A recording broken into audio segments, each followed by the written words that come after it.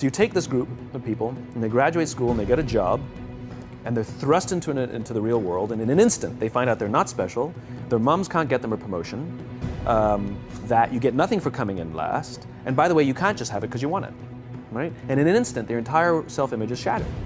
And so you have an entire generation that's growing up with lower self-esteem than previous generations. You may recognize him from a video that we did together that literally broke the internet, where he answers the now infamous Millennials question.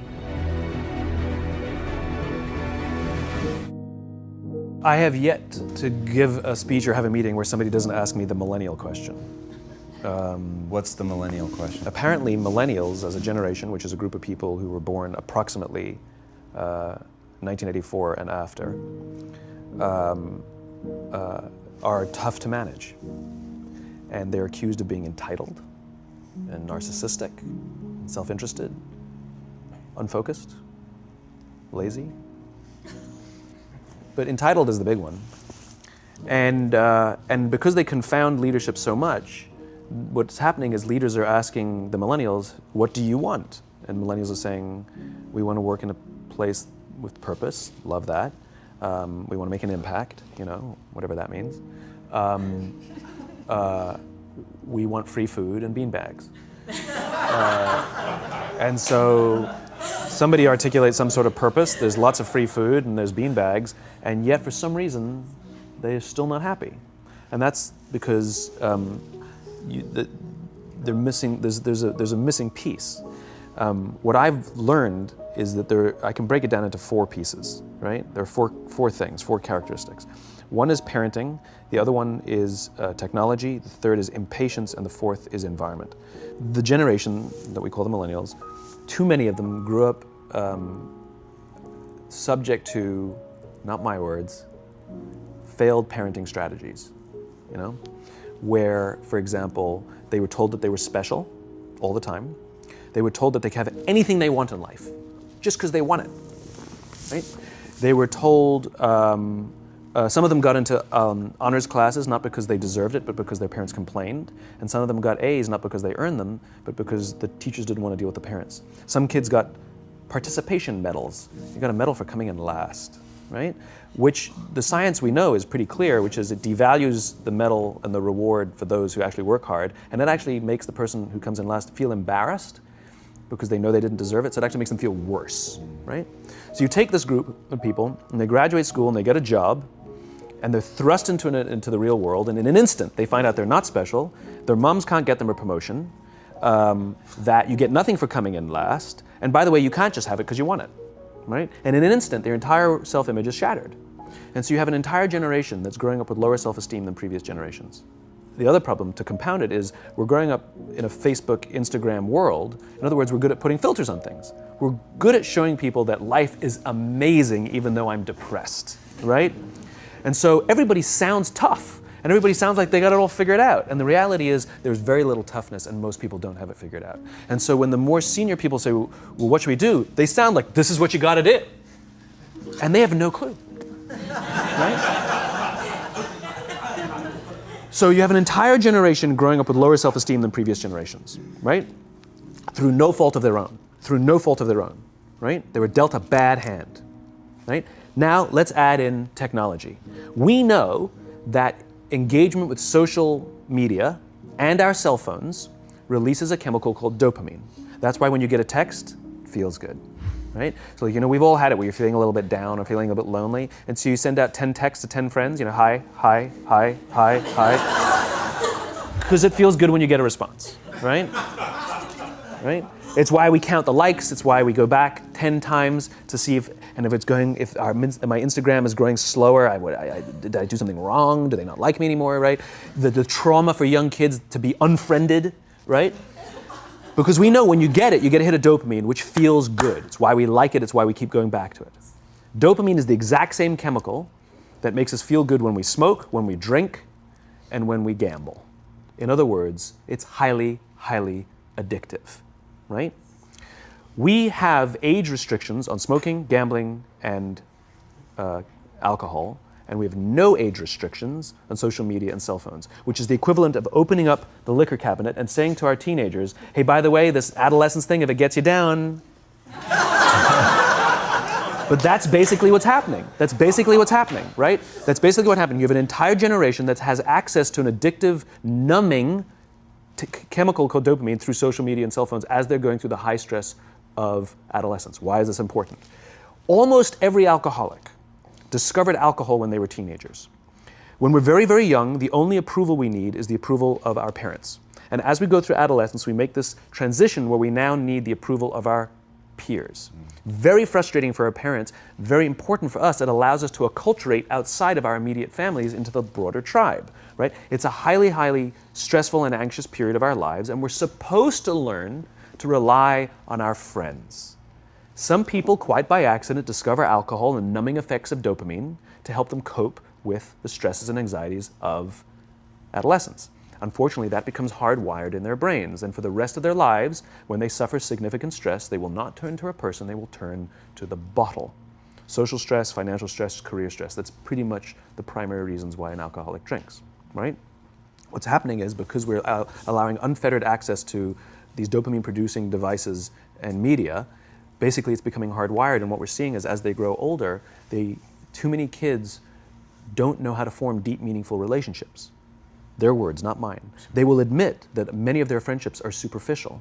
They will admit that their friends, that they don't count on their friends, they don't rely on their friends, they have fun with their friends, but they also know that their friends will cancel on them if something better comes along. Deep, meaningful relationships are not there because they never practice the skill set, and worse, they don't have the coping mechanisms to deal with stress. So when significant stress starts to show up in their lives, they're not turning to a person, they're turning to a device, they're turning to social media, they're turning to these things which offer temporary relief. We know, the science is clear, we know that people who spend more time on Facebook suffer higher rates of depression than people who spend less time on Facebook, right? These things balanced. Alcohol is not bad, too much alcohol is bad. Gambling is fun, too much gambling is dangerous, right? There's nothing wrong with social media and cell phones. It's the imbalance, right? If you're sitting at dinner with your friends and you're texting somebody who's not there, that's a problem. That's an addiction. If you're sitting in a meeting with people you're supposed to be listening to and speaking, and you put your phone on the table, face up or face down, I don't care, that sends a subconscious message to the room that you're just not that important to me right now, right? That's what happens. And the fact that you cannot put it away is because you are addicted, right? If you wake up and you check your phone before you say good morning to your girlfriend, boyfriend, or spouse, you have an addiction. And like all addiction, in time, it'll destroy relationships, it'll cost time, and it'll cost money, and it'll make your life worse, right? So you have a generation growing up with lower self-esteem that doesn't have the coping mechanisms to deal with stress, right? Now you add in the sense of impatience, right? They've grown up in a world of instant gratification. You want to buy something, you go on Amazon, it arrives the next day. You want to watch a movie? Log on and watch a movie. You don't check movie times. You want to watch a TV show? Binge. You don't even have to wait week to week to week, right? I know people who skip seasons just so they can binge at the end of the season, right? Instant gratification. You want to go on a date? You don't even have to learn how to be like, hey. You don't even have to learn and practice that skill. You don't have to be the uncomfortable one who says yes when you mean no and says no when you mean no, but yes when you don't have to swipe right. Bang, I'm a stud.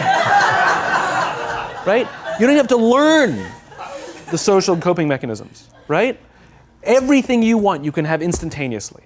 Everything you want, instant gratification, except job satisfaction and strength of relationships. There ain't no app for that. They are slow, meandering, uncomfortable, messy processes. And so I keep meeting these wonderful, fantastic, idealistic, hardworking, smart kids. They've just graduated school. They're in their entry-level job. I sit down with them and I go, how's it going? They go, I think I'm going to quit. I'm like, why? They're like, I'm not making an impact. I'm like, you've been here 8 months. You know? It's as if they're standing at the foot of a mountain and they have this abstract concept called impact that they want to have in the world, which is the summit. What they don't see is the mountain. I don't care if you go up the mountain quickly or slowly, but there's still a mountain. And so what this young generation needs to learn is patience. That some things that really, really matter, like love, or job fulfillment, joy, love of life, self-confidence, a skill set, any of these things, all of these things take time. Sometimes you can expedite pieces of it, but the overall journey is arduous and long and difficult. And if you don't ask for help and learn that skill set, you will fall off the mountain, or you will, the worst case scenario, and we're already seeing it, the worst case scenario is we're seeing an increase in suicide rates, we're seeing an increase in this generation, we're seeing an increase in accidental deaths due to drug overdoses, we're seeing more and more kids drop out of school or take leaves of absence due to depression. Unheard of. These are all, this is really bad. The best case scenario, those are all bad cases, right? The best case scenario is you'll have an entire population growing up and going through life and just never really finding joy. They'll never really find deep fulfillment in work or in life. They'll just waft through life and it'll be just, it's fine. How's your job? It's fine. It's the same as yesterday. How's your relationship? It's fine. Like that's the best case scenario. Which leads me to the fourth point, which is environment. Which is we're taking this amazing group of young, fantastic kids who are just dealt a bad hand. It's no fault of their own. And we put them in corporate environments that care more about the numbers than they do about the kids. They care more about the short-term gains than the long-term life of this young human being. We care more about the year than the lifetime, right? And so we are putting them in corporate environments that aren't helping them build their confidence, that aren't helping them learn the skills of cooperation, that aren't helping them overcome the challenges of a digital world and finding more balance, that isn't helping them overcome the need to have instant gratification and teach them the joys and impact and the fulfillment you get from working hard on something for a long time that cannot be done in a month or even in a year. And so we're thrusting to them in corporate environments, and the worst part about it is they think it's them. They blame themselves. They think it's them who can't deal. And so it makes it all worse. It's not. I'm here to tell them it's not them. It's the corporations, it's the corporate environments, it's the total lack of good leadership in our world today that is making them feel the way they do. They were dealt a bad hand, and I hate to say it, but it's the company's responsibility. Sucks to be you, like we have no choice, right?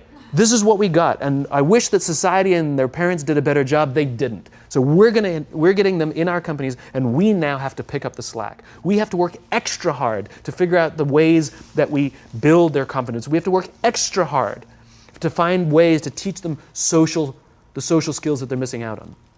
There should be no cell phones in conference rooms. None. Zero.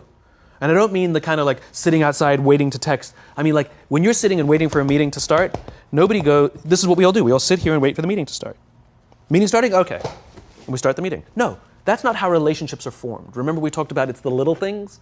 Relationships are formed this way. We're waiting for a meeting to start and we go, how's your dad? I heard he was in the hospital. Oh, he's really good. Thanks for asking. He's actually at home now. Oh, I'm really glad. It was really amazing. I know, it was really scary for a while. That's how you form relationships. Hey, did you ever get that report done? Oh my God, no, I didn't. I'll help you out. Can I help you out with that? Really? That's how trust forms. Trust doesn't form at an event in a day. Even bad times don't form trust immediately. It's the slow, steady consistency. And we have to create mechanisms where we allow for those little innocuous interactions to happen. But when we allow cell phones in conference rooms, we just, okay, have the meeting. And then my favorite is like when there's a cell phone there and you go like this, you go. It rings and you go. I'm not going to answer that. Like, Mr. Magnanimous, you know?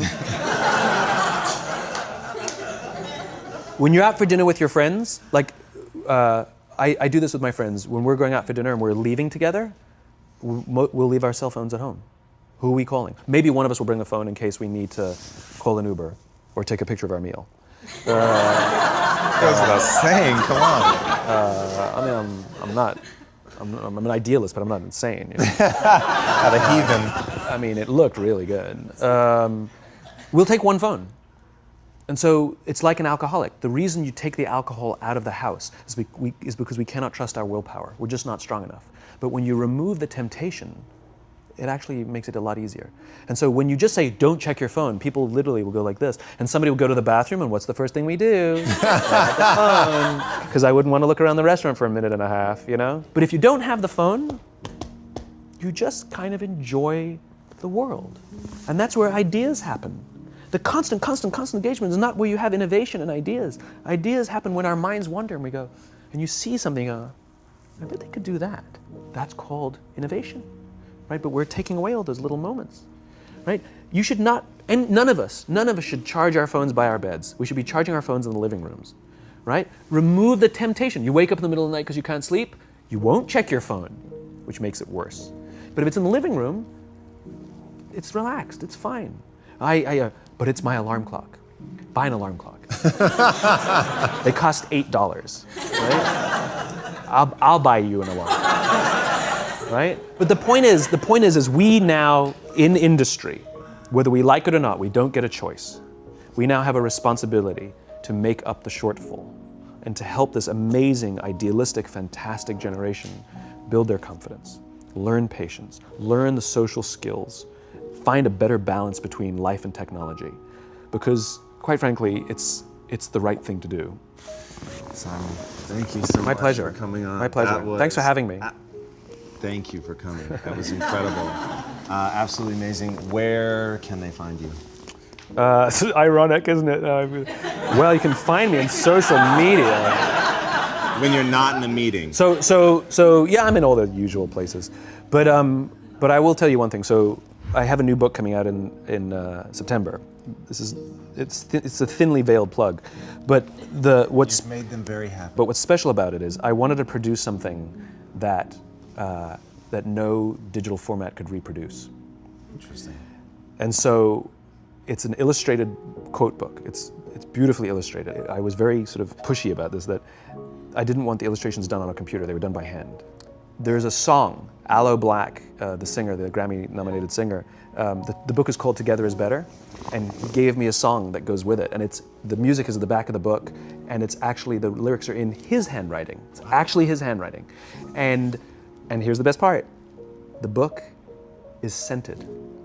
We scented it with a custom scent made by this amazing company called 1229, and they designed for me the scent of optimism. All right. So you smell the pages and they smell like optimism, right? And the thing that I love about this is I can't do that in any ebook format. I wanted to create something that you had to physically engage with, and it's designed to be given as a gift. The first page says to, from, because I wanted it to be given as a gift to someone you want to say thank you for inspiring you, or to give to someone you wanted to inspire. It was designed to promote this physical interaction and engaging with the real world. So I'm really proud of it. It's incredible, man. Super unique. Yeah, it's fun. I hope it does smashingly well, as your other books have, and have given so much to people, and it's just really, really been incredible. And what you shared with us today, man, honestly. Thank you. Absolutely wonderful. Appreciate it. Thank you very much. So much. Truly, thank you for having me. My pleasure.